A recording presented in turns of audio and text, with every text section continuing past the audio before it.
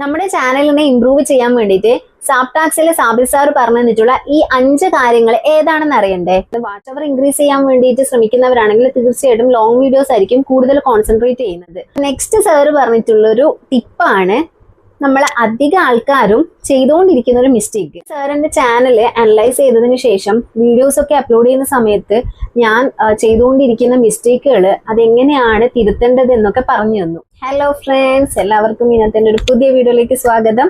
അപ്പൊ സാപ്ടോക്സിലെ സാബിൽ സാറിനെ അറിയാത്തവരായിട്ട് ഇപ്പം യൂട്യൂബ് ചെയ്യുന്നതിൽ ആരും ഉണ്ടാവില്ല. ഞാനും ഒരു യൂട്യൂബ് വീഡിയോ ഒക്കെ വഴിയാണ് സാറിനെ കണ്ടതും സാറിനെ കോണ്ടാക്ട് ചെയ്തു, ചാനലിന്റെ അവസ്ഥയും കാര്യങ്ങളൊക്കെ പറഞ്ഞിട്ട്. അപ്പം സാറ് കുറച്ച് പൊടിക്കൈകളും കുഞ്ഞു കുഞ്ഞു ടിപ്സും കാര്യങ്ങളൊക്കെ പറഞ്ഞു തന്നിട്ടുണ്ടായിരുന്നു.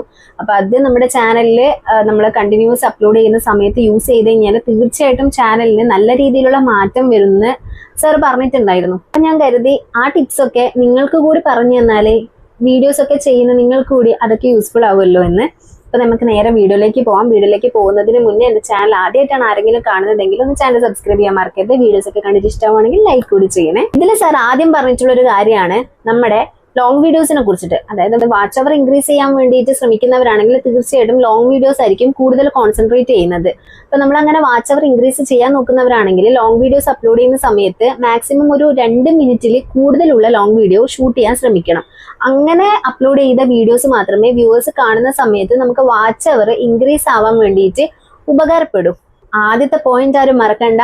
ലോങ് വീഡിയോസ് ചെയ്യുന്നവരാണെങ്കിൽ, അതായത് വാച്ച് അവർ ഇൻക്രീസ് ചെയ്യാൻ ലോങ് വീഡിയോ ചെയ്യുന്നവരാണെങ്കിൽ 2 മിനിറ്റിൽ കുറയാതെ തന്നെ വീഡിയോസ് ചെയ്യാൻ ശ്രദ്ധിക്കണം. നെക്സ്റ്റ് സാർ പറഞ്ഞിട്ടുള്ളൊരു ടിപ്പാണ് നമ്മൾ അധിക ആൾക്കാരും ചെയ്തുകൊണ്ടിരിക്കുന്ന ഒരു മിസ്റ്റേക്ക്.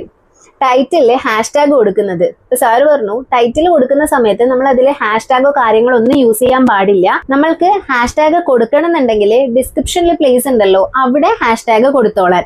നമ്മൾ പലരും കരുതുന്നത് ടൈറ്റിൽ #ടാഗ് ഒക്കെ വെച്ചിട്ട്, അതായത് ഇപ്പൊ #യൂട്യൂബ് അല്ലെങ്കിൽ നമ്മുടെ വീഡിയോ ആയിട്ട് റിലേറ്റ് ചെയ്തിട്ടുള്ള എന്തെങ്കിലും ഒരു ടാഗ് ആയിരിക്കും നമ്മൾ കൊടുക്കുന്നത്. അങ്ങനെ കൊടുക്കുന്നത് വ്യൂസ് കൂടട്ടെ, കൂടുതൽ ആൾക്കാരിലേക്ക് നമ്മുടെ വീഡിയോ റീച്ച് ആവട്ടെ എന്ന് കരുതിയിട്ടാണ്. പക്ഷെ ഇത് നമ്മുടെ തെറ്റായ ധാരണയാണ്.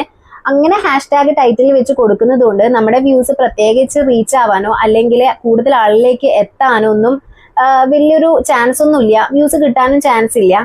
#ടാഗ് നിങ്ങൾ ടൈറ്റിൽ കൊടുക്കുന്നവരാണെങ്കിൽ നെക്സ്റ്റ് ടൈം വീഡിയോ അപ്ലോഡ് ചെയ്യുന്ന സമയത്ത് അങ്ങനെ കൊടുക്കാതിരിക്കുക. നെക്സ്റ്റ് പറഞ്ഞു തന്ന കാര്യം എന്താണെന്ന് അറിയണ്ടേ?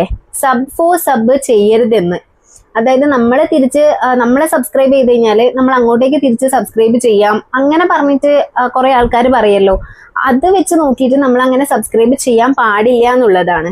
കാരണം ഇങ്ങനെ ഒരുമിച്ച് കുറെ സബ്സ്ക്രൈബേഴ്സ് അങ്ങനെ സബ്ബായിട്ട് വരുന്ന സമയത്ത് നമ്മുടെ സബ്സ്ക്രൈബേഴ്സിന്റെ കൗണ്ട് സ്പാം ആയിട്ട് പോകാൻ വേണ്ടിയിട്ട് സാധ്യതയുണ്ട്. എനിക്ക് തന്നെ അത് എക്സ്പീരിയൻസ് ചെയ്തിട്ടുള്ളൊരു കാര്യമായിരുന്നു. പെട്ടെന്ന് ഒരു ദിവസം എനിക്ക് 4-5 സബ്ബൊക്കെ കൂടും, അല്ലെങ്കിൽ 6-7 സബ്ബൊക്കെ കൂടും. നെക്സ്റ്റ് ഡേ ആകുമ്പോഴേക്ക് ഈ കൂടിയ സബ്ബെല്ലാം കുറയും ചെയ്യും. സോ അത് നമ്മൾ ഒഴിവാക്കേണ്ട കാര്യമാണെന്ന് സർ എടുത്ത് പറഞ്ഞിട്ടുണ്ടായിരുന്നു.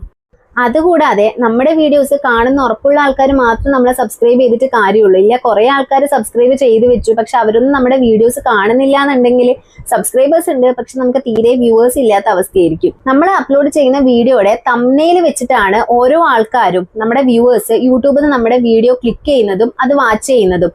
അതായത് കുറെ ആൾക്കാരുടെ വീഡിയോ ഒക്കെ ഒന്നും ഉണ്ടാവില്ല, വലിയ ക്വാളിറ്റി ആയിട്ടുള്ള കണ്ടന്റ് ഒന്നും ആയിരിക്കില്ല, പക്ഷെ അവരുടെ തംബ്നെയിൽ അടിപൊളിയായിരിക്കും.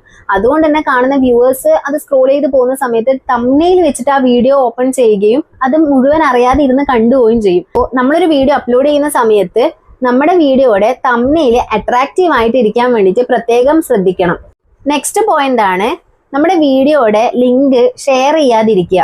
നമ്മളൊരു വീഡിയോ യൂട്യൂബിൽ അപ്ലോഡ് ചെയ്ത് കഴിഞ്ഞാൽ നമുക്ക് എല്ലാവർക്കും ഉള്ള ഒരു ടെൻഡൻസിയാണ് പെട്ടെന്ന് അതെടുത്തിട്ട് നമ്മുടെ ഫ്രണ്ട്സിനും ഫാമിലീസിനും കസിൻസ് ഗ്രൂപ്പ്, ഫാമിലി ഗ്രൂപ്പ് അല്ലെങ്കിൽ ഫ്രണ്ട്സ് ഗ്രൂപ്പ് സ്റ്റാറ്റസ് വെക്കുക, ഇങ്ങനെയൊക്കെ ചെയ്യുന്നത്.